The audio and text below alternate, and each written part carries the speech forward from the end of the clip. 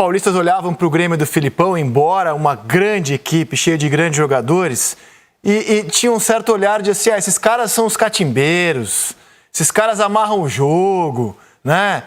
E o Grêmio, com essa peste, com essa fama, foi enfileirando taça.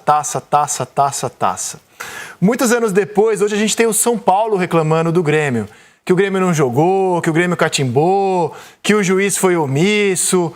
Deixa eu perguntar aqui para o copeiro e vitorioso Paulo Nunes, como é que você avalia a classificação e a postura do Grêmio ontem no Morumbi, Paulo? André, eu sou até meio suspeito, né? Porque eu sempre fui um cara muito objetivo na minha carreira, sempre tive os meus ideais, e os meus ideais eu aprendi desde cedo a conquistas. Independentemente, né, não fazendo nada errado, não ultrapassando as regras, né, que são impostas perante a vida, perante ao esporte, e sempre fui um cara muito cobrado em relação a mim mesmo, em relação a isso. E eu estou vendo muita coisa, muitas pessoas dizerem que o Grêmio não jogou futebol, que o Grêmio não quis jogar futebol. Parece que só o São Paulo quis jogar futebol. Existem várias maneiras de se jogar futebol, várias ideias. Ninguém é obrigado a ter a mesma ideia do seu oponente, ninguém é obrigado a ter jogado da mesma maneira que o time adversário. Você tem que se adaptar ao jogo, você tem que se encaixar a uma competição. E nisso, o Grêmio sempre foi muito forte. E o Renato ainda mais. O Renato é um treinador que a gente sabe muito bem disso. Ele gosta muito do jogo com bola, da posse de bola. Se você vê o Grêmio de 2017, o Grêmio era um time de posse de bola, um time de jogar bonito. Tirando o Grêmio de 2017 e o Flamengo de 2019, que eu me lembro da década, foram os times que mais jogaram futebol. Só que tem momentos e momentos, André. Esse time do Grêmio que você diz, de 95, de 96, de 97, todo mundo dizia que era um time retranqueiro, que era um time que só marcava forte, mas ele foi campeão brasileiro, sendo o melhor ataque. Ele teve o artilheiro campeão da competição. Ele na Libertadores, ele teve o artilheiro maior da Libertadores de 95. Ele foi o maior de número de gols na Libertadores. Ele foi campeão da Copa do Brasil de 97, tendo o artilheiro da competição, tendo o maior número de gols. Isso é ideia de jogo. Ninguém joga igual. Ninguém tem condições, ninguém é obrigado a jogar igual. E o Grêmio ontem jogou para conquistar a classificação. O São Paulo, você não viu o Vanderlei saindo como o melhor em campo. Você não viu o São Paulo chutando 30 bolas no gol adversário. Você viu o São Paulo com 600 passes, com 70% de posse de bola. Isso não ganha jogo, isso ajuda, isso te leva a grandes conquistas, a grandes vitórias. Mas no jogo que você tem que jogar de acordo com o que você coloca em prática, eu acredito que o Grêmio deu um nó. As pessoas podem não gostar disso, respeito a opinião de todo mundo, mas em compensação a mata-mata, a jogos decisivos, o Renato deu um nó no Fernando Diniz. O Fernando Diniz é um excelente treinador, mas ele vai ter que se adaptar a outras competições, se adaptar a outros estilos de jogo, porque não se joga futebol só de uma maneira. Rapaz, eu assino embaixo do Paulo, Galvão. Não, eu assino embaixo e como a lei permite, eu assino como relator, mas acrescento algumas coisas. Nós estamos vendo os melhores momentos. Eu acho que o choro é sempre livre. Quantas oportunidades de gol o São Paulo teve no jogo? Nenhuma. A coisa mais próxima que o São Paulo chegou de um gol foi um cabeceio do Toró no finalzinho do jogo, mas na mão do goleirão do Grêmio. Quantas chances nós já mostramos aí do Grêmio? Bola na trave, com o goleiro batido, com o time batido, a bicicleta maravilhosa, o Diego. Então, veja só, o São Paulo, eu vou usar uma expressão do meu comentarista ontem no jogo, onde eu assisti. Olha, essa foi a única chance do São Paulo aos 47 minutos do segundo tempo. Mas, então, como o Grêmio só não jogou? Se as chances de gol foram do Grêmio? Se o Grêmio poderia ter decidido o jogo no primeiro tempo? Paulo Vinícius Coelho, meu amigo PVC, disse num determinado momento: o São Paulo cruzou 38 bolas na área. O São Paulo cruzou 38 bolas na área porque o São Paulo não teve a capacidade de vencer o esquema que o Renato montou. E montando esse esquema, o Renato criou as oportunidades de gol no primeiro tempo. O jogo muito bem poderia, a classificação muito bem poderia ter sido conquistada, decidida a favor do Grêmio no primeiro tempo. E o PVC falou muito bem: quando é que você cruza tantas bolas assim na área? Quando você não consegue bater o sistema defensivo que o adversário montou. O Renato foi para o jogo para isso e fez isso 100% bem. Eu me sinto à vontade, porque quando você fez aquela lista de quem tinha que assinar lá pedindo desculpas pro Diniz, eu falei, como dizia um grande executivo da Globo, que fez história da Globo, tem uma frase fantástica, eu disse: me inclua fora dessa. Me inclua fora dessa, porque eu estou falando do São Paulo, estou falando do Diniz, eu acho que o São Paulo tem tudo para ser campeão brasileiro, mas ontem o Grêmio, dentro daquilo que se propôs, foi melhor. Reclamar do quê? Se as chances de gol ainda foram do Grêmio. O Renato tem um time tão na mão, PVC, você vai falar agora, você vai falar, tenho certeza que você pode falar disso. Ele, numa modificação, ele tirou as 3 estrelas do time, para tornar o time mais forte, para dar mais oxigênio para o time. Lembra disso, PVC? Qual foi a alteração? Sim. Qual foram os 3 que ele tirou de uma vez só? Ele tirou, eu vou pegar a ficha para não correr o risco, que eu estou aqui emocionado que eu ganhei um presente de Réveillon. Sim, eu estou para olhar direitinho. Tassiano aos 13, o Darlan, o Everton Cardoso e o Paulo Miranda entraram aos 35 do segundo tempo. Saíram o Alisson, saíram nos 35, saíram o Jean-Pierre, o PP e o Diego Souza. Faltando 10 minutos. As três estrelas do time. Exato. Ele tem o time tão na mão, tanto ele sabia o que ele estava fazendo, que aos 36 minutos do segundo tempo ele tirou as 3 estrelas do time. Isso. E que estavam jogando bem, todos os 3. Ele deu gás, ele fechou o meio, mas ele deixou aquele menino pela direita que faz o que o PP faz pela esquerda. Ele não abriu mão no contra-ataque. O Ferreirinha, que quando entra bem, ele azucrina, ele indói do adversário, a velocidade. O que o PP faz na esquerda, ele faz pela direita. Ele chegou a jogar com os 2. Quando ele sabia que o São Paulo vinha inteiro, ele chegou a ficar com os 2. Aí ele tirou Diego Souza, Jean-Pierre e PP ao mesmo tempo, cara. O cara precisa ter competência, coragem e conhecimento do time dele para fazer isso aos 36 minutos do segundo tempo, tirar as 3 peças, o cara que arma e as 2 peças ofensivas e as 3 estrelas do time.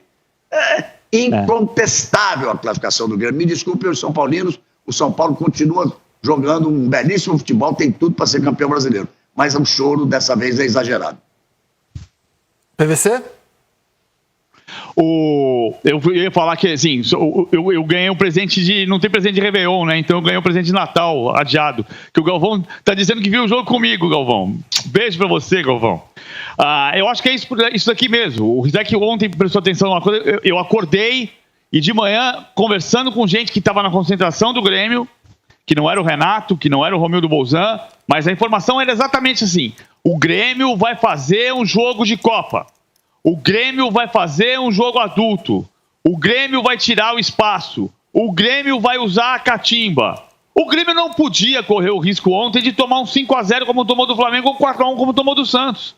Então o Grêmio ontem tinha que ser o time da alma gremista. E ele foi. Então ele entregou o problema para o São Paulo. São Paulo, você não é o melhor time do Brasil nesse momento? Você não tem o futebol mais insinuante do país neste momento? Você não eliminou o Flamengo? Então você vem jogar para cima de mim. Mas não vai ter espaço para você, não. E o São Paulo não conseguiu fazer. Assim, quando o São Paulo cruza 38 bolas, é porque o São Paulo não conseguiu usar o seu repertório. O que ele gosta tanto de usar. Eu acho que o Grêmio deu uma aula de copeirismo e debati com o PVC no nosso podcast uma frase da qual gostei muito do jornalista Luiz Augusto Simon, o Menon. Ele escreveu assim: o Grêmio entrou em campo com o compromisso da classificação e o São Paulo com o compromisso do seu sistema de jogo. Então o São Paulo em nenhum momento abandonou o sistema de jogo, que inclusive consagrou o time, faz o São Paulo hoje o melhor time do Brasil, porque quem lidera o campeonato. O Paulo não está concordando comigo, diretor. Mostra o Paulo não concordando comigo. Porque o melhor time do Brasil sai no campeonato de pontos corridos. Então o São Paulo tem um sistema de jogo consagrado. Quem foi o artilheiro do campeonato 96? Oi? Pergunta o Paulo Nunes, que o Paulo Nunes não disse quem foi o artilheiro do campeonato 96 do brasileiro. Acho que foi o Reinaldo. Foi ele. Juntos. Mas ele tá falando aqui. Quem foi, Paulo Bala? Quem foi, Paulo Bala? Quem foi? Foi eu e Reinaldo, os dois. O meu artilheiro. Deixa eu dar... E o Grêmio tinha um jeito de jogar em 95, em 96. O São Paulo tem um jeito de jogar, mas esse jeito não estava dando certo. E o São Paulo não conseguiu sair da Arapuca. Ele foi até o fim apostando naquilo. Parecia, inclusive, que tinha um decreto ontem que era obrigatório toda a jogada começar pelos pés do Daniel Alves. E ele não estava num dia muito inspirado ontem. Se a gente for rodar os números do jogo, o Nelson Rodrigues dizia que o videotape é burro. Eu vou dizer que esses números do jogo, a nossa estatística, são burras hoje. Porque elas não mostram o que foi o jogo. Elas mostram que o São Paulo teve 70% quase de posse de bola. Quase o dobro de chutes. 4 chutes no gol, nenhum do Grêmio. O Grêmio deu uma bola na trave, uma bola raspando. O Grêmio, como lembrou o Galvão, foi o time que mais levou perigo. Essa estatística aqui, você pode jogar ela no lixo. Ela não explica em nada o que foi o jogo. Se você não viu a partida e olhar apenas os números, você vai ter uma falsa ideia do que foi a partida. O Grêmio, quando obriga o São Paulo a fazer 35 cruzamentos e o São Paulo não tem nenhum cabeceador, o que aconteceu? O São Paulo consagrou os zagueiros do Grêmio, o Kahneman e o Rodrigues, que fez uma partidaça substituindo o Jeromel. Esses números, joga no lixo, eles não servem pra nada. Eles não dizem o que foi o jogo. O jogo foi, como relataram aqui o Paulo, o Galvão e o PVC, um nó no Grêmio, um nó pensado. Fala, Galvão. Foram mais de 40 cruzamentos, porque o PVC falou 38 aos 42 do segundo tempo. Depois disso, o São Paulo cruzou mais algumas bolas. Capaz do maluco beleza do PVC, que agora ele é o maluco beleza, né? Depois do meu amigo de segunda, ele é o maluco beleza. Capaz do maluco beleza do PVC, ele tem o número exato de cruzamentos, que ele falou 38, sei lá que hora. Mas eu quero sempre reconhecer o mérito do Diniz, porque, só discordar de você numa coisinha só, Rizek. Concordo com você, a bola, parece que era um decreto, a bola passava pelos pés do Daniel Alves, sim. Mas quando ele fez as modificações, quando ele teve um momento ali que nós tivemos 6 alterações ao mesmo tempo. 3 do São Paulo e 3 do Grêmio, né? Ele fez, mais uma vez, ele deixou o time sem zagueiros. Porque ele tirou o Bruno, ele gritava desesperadamente pro Arboleda ir pro ataque. Exatamente para ter o cara no cabeceio, já que ele não entrava, para ele poder tentar aproveitar os cruzamentos. E quem passou a sair com a bola foi o Hernanes, que passou a sair com a bola porque tem mais dinâmica para sair com ela. Ele mexeu tudo. Ele tirou a defesa, ele botou atacante, ele tentou de todos os jeitos. Ele foi com aquele padrão até começarem as substituições. No PVC, o Paulo, não sei se vocês concordam. Depois ele tentou, mas não adiantava. O Grêmio tinha tomado os espaços do jogo. A bola era do São Paulo e o Grêmio era o dono do jogo. Perfeito. A sensação final que me passou foi essa. O São Paulo tinha 70% de posse de bola. Gente, scout é bacana. Scout é muito bacana para você ver o seguinte: fulano tem tantas finalizações, finaliza mais do que o outro. O índice de aproveitamento das finalizações dele é de tanto, etc, etc.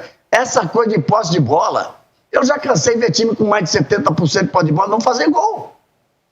Porque não adianta você ficar com a bola, você tem que criar as oportunidades de gol. Tá certo? Adorei essa analogia, Galvão. A bola foi do São Paulo e o dono do jogo foi o Grêmio. Perfeito essa a bola foi do São Paulo, o dono do jogo foi o Grêmio. O Grêmio foi o que a torcida do Grêmio gosta de dizer. Foi o imortal. Foi o rei de copas. É assim que a torcida se refere ao Grêmio. É assim que o Grêmio chega à 9ª final de Copa do Brasil. E se vencer o Palmeiras, vai igualar o Cruzeiro no recorde de número de conquistas com 6 títulos de Copa do Brasil. Mas, claro, essa história será contada dias 3 e 10 de fevereiro. E isso é muito importante. Muito importante. Porque o técnico do Palmeiras vem reclamando da falta de força física do time.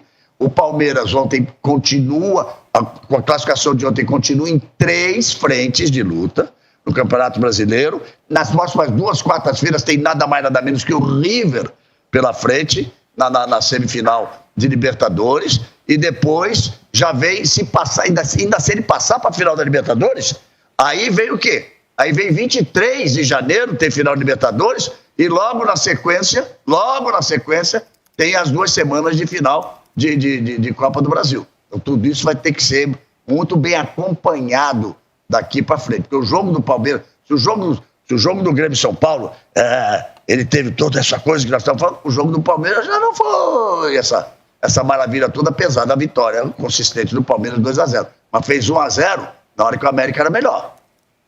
No começo do segundo tempo, quando o América era melhor. Você estava transmitindo, comentando outro jogo, não viu. Eu fiquei que nem doido lá. Para poder ver os 2 jogos. Mas nós estamos falando do São Paulo. Mas acho que até eu gostei da frase que eu fiz. São Paulo foi dono da bola, o Grêmio foi dono do jogo. Foi